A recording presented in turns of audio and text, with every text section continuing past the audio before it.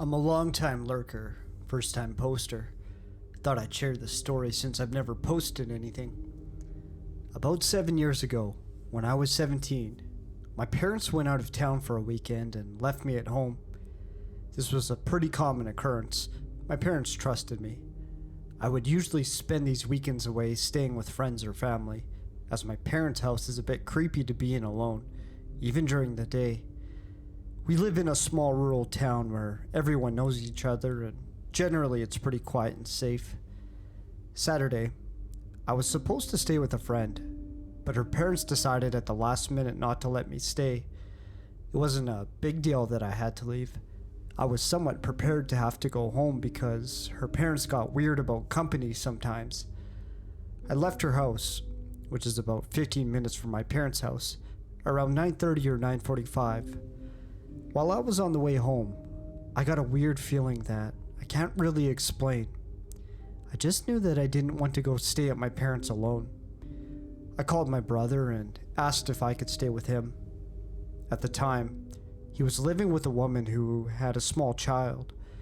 He told me it would be quieter and easier for him to just come stay with me, since his dog would bark if I tried to come in the house. He said he would be at our parents' house in about 20 minutes. Side note, that's relevant later. My brother's relatively scary looking guy. He's about 6'3", 200 pounds, pretty muscular and covered in tattoos. After hanging up, I decided to stop at a gas station and grab a quick snack before going home so that my brother would be there when I got there. I pulled into the gas station. There were only a few cars in the lot, which is typical because this is a small town in the rural south where everything pretty much stops around 8 p.m. I parked and walked up to the door. There was a man standing outside the door smoking. He opened the door for me without saying anything. This is normal southern hospitality, especially since I'm a female. I smiled and thanked him. Inside, there was another man standing by the door. I noticed him staring at me as soon as I came in. He gave me that gross up and down look and said something to the effect of, "Hey sexy, what are you doing alone?" Creepy as can be. I just ignored him and walked towards the back of the store. He yelled after me and called me profanities. I still ignored him. I figured he was drunk or high or just an a-hole. Most people around here talk a big game, but rarely back it up. I wasn't scared, just annoyed. I got my snacks and paid at the counter. When I walked back up to the door, both the men were gone. I was happy to not have to deal with any more catcalling. I began walking across the lot towards my car, which was probably about 100 feet away from the door. As I was walking, I looked down at my phone to see if enough time had passed for my brother to be at my parents'. When I looked up, the a-hole who had hit on me was standing at the pump staring. I looked at him for a second and continued walking. "Hey, you know you're supposed to answer a man when he speaks to you," he said. I remember saying something snarky back to him and getting in my car. He looked quite upset at my sarcasm. I locked my doors as soon as I was in my car, started it, and was thinking of nothing but getting home to eat my snacks and hang out with my brother. I put my car in gear and realized the man had disappeared. I looked around before pulling out of my parking spot, only to realize that both men were sitting in a car facing mine across the lot. They were both staring at me and talking, occasionally even pointing towards me. I just stared at them, defiant and upset. I didn't want them to think they scared me at all. While we were sitting having our staring contest, the man who had opened the door for me smiled and gave me the finger across the throat gesture, as in, "You're dead." I rolled my eyes and pulled out of the gas station annoyed. To my dismay, they pulled out behind me. I hadn't been scared up until this point because, as I said, most people here are a lot of talk with no follow-through. Instead of going home, I took a few back roads that connect back in a sort of circle to see if they were really following me, which of course they were. When they realized I was testing them, They drove up really close to me and started laying on the horn. I couldn't see their headlights, they were so close. I called my brother and told him what was going on. He told me to come home and he would handle it. I started driving home. The two a-holes were still on my ass blowing the horn. Even with my detours, I was only about 3 to 4 minutes from my parents' house. I slowed down to pull in the driveway and was immediately relieved.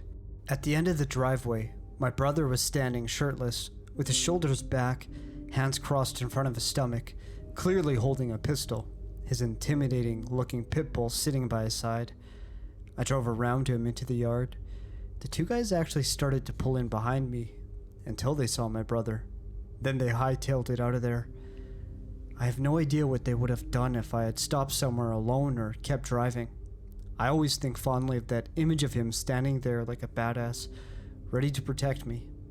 I'm thankful he was there.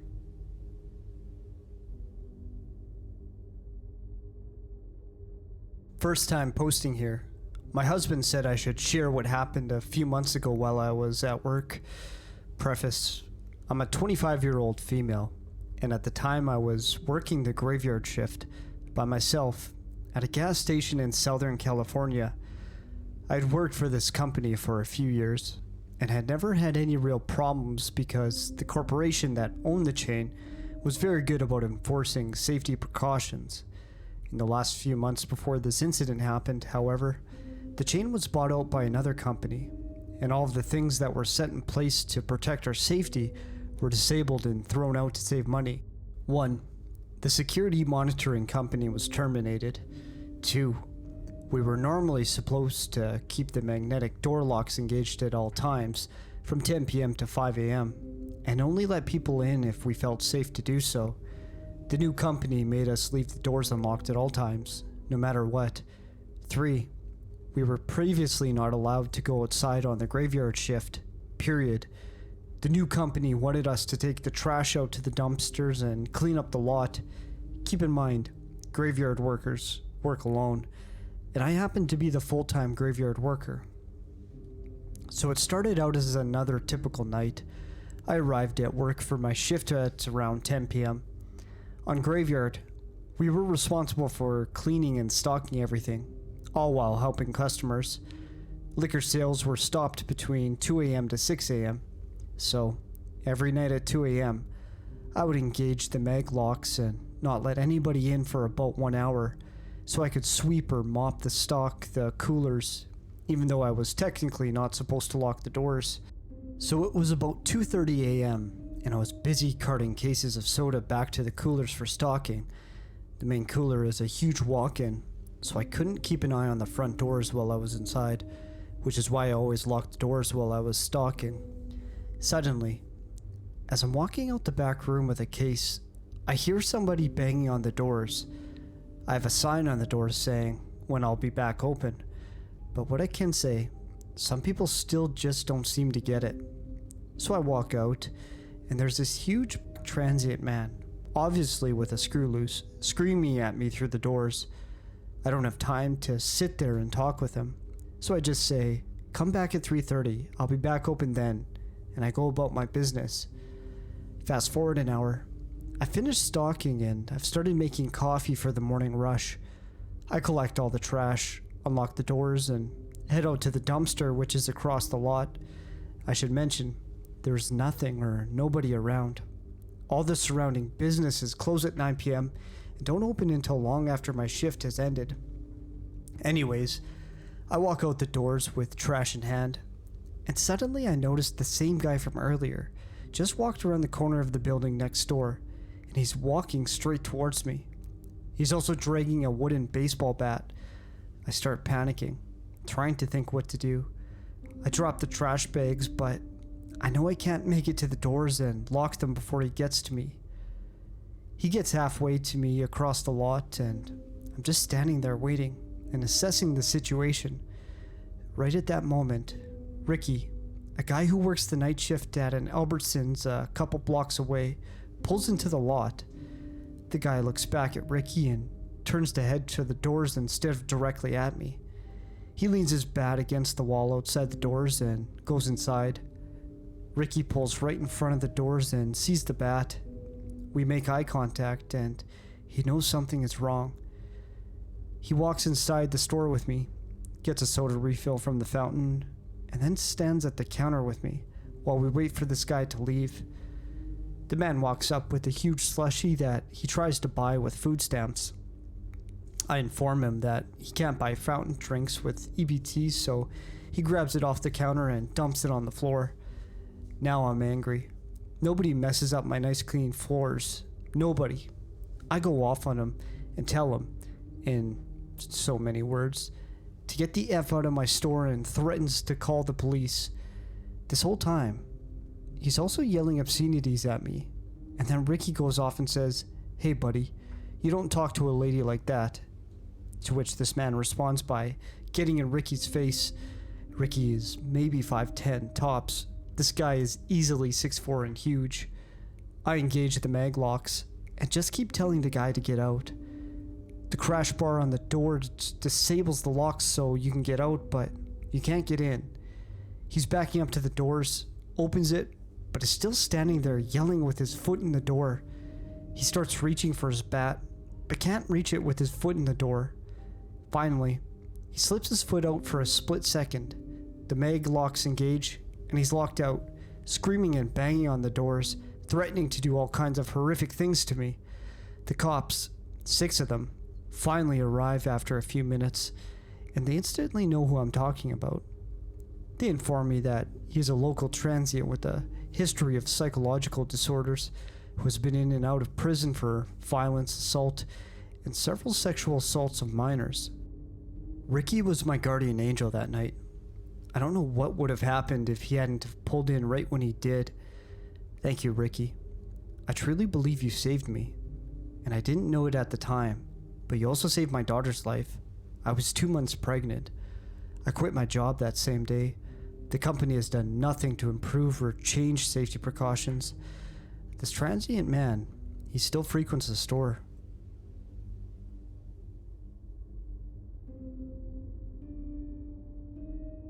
I'm not the best storyteller, so bear with me.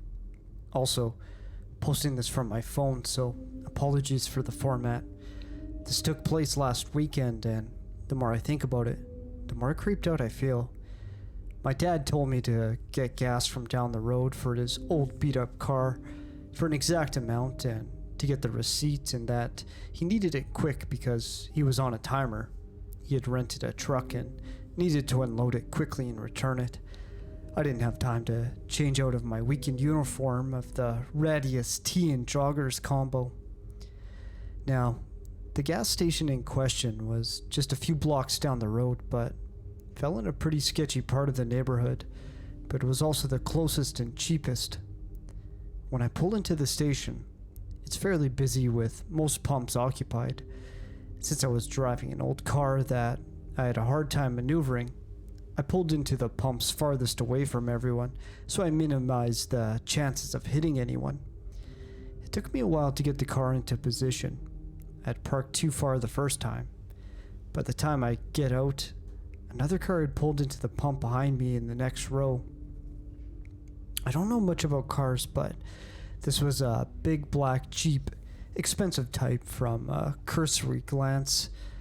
As I walked around my car to the pump, the driver gets out and sort of looks around. When he sees me, he gives me a big smile and wave, which I return with a polite nod and smile, which was really more of a reflex than actual greeting. I don't really pay too much attention as I start fiddling with the pump, but he's still in my field of vision and he's just sort of staring at me, looking like he wants to approach. Around this time, I start to feel uneasy. It also occurred to me then that I was far away from the other patrons and more or less blocked from view by the pumps. The feeling of unease sort of grew. I don't know why, but I wanted to get out of there ASAP. But to pump gas, I have to turn my back to him, something I didn't want to do. I tried to open the gas tank, but since it's an old car, it seemed to be stuck, and I can see him slowly walking towards me. Luckily, another car pulled into the pump next to me. Seeing the other car, he seemed to stop his approach and went back to his car, and I quickly started to fill up my car, but as luck would have it, the pump didn't give me a receipt. A quick glance told me the man was still there by his car, staring quite intently at me with a big smile that really creeped me out. I figured quickly I would go and ask inside for the receipt, which would also mean I would be around other people. I locked my car and walked quickly towards the store, all the while feeling intensely on edge. Inside the store, it's pretty crowded, and as I stand in line, I tell myself that I'm being paranoid and have watched too many episodes of Criminal Minds. It takes about 10 minutes. I get my receipt, and when I walk out, the car is still there, but I don't see the guy. Head down, I quickly walk to my car. As I come around, I see he's sort of slouching or leaning between his car and pump. As soon as he sees me, he straightens up and quickly starts walking over to me, smiling and waving. "Hey, can you spare some money for food?" I mumbled a quick, "Sorry, no cash," and got in the car, locking it as soon as I closed the door, which turned out to be a good thing because just as the door's locked, he tried to yank open the passenger door. My heart is literally at my throat as he tries a few more times to open the car door, all the while smiling the creepy smile.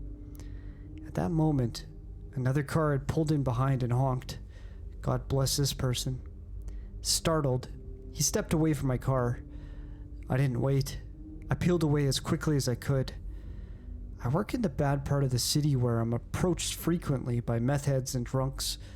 Difference is, I've never gotten that kind of gut feeling before. For all I know, he really was hungry and wanted some money for food, but he also got out of an expensive, well-cared-for looking car, which is also something I realized later on. I figure, at best, I overreacted, and at worst, I could have been shot or abducted.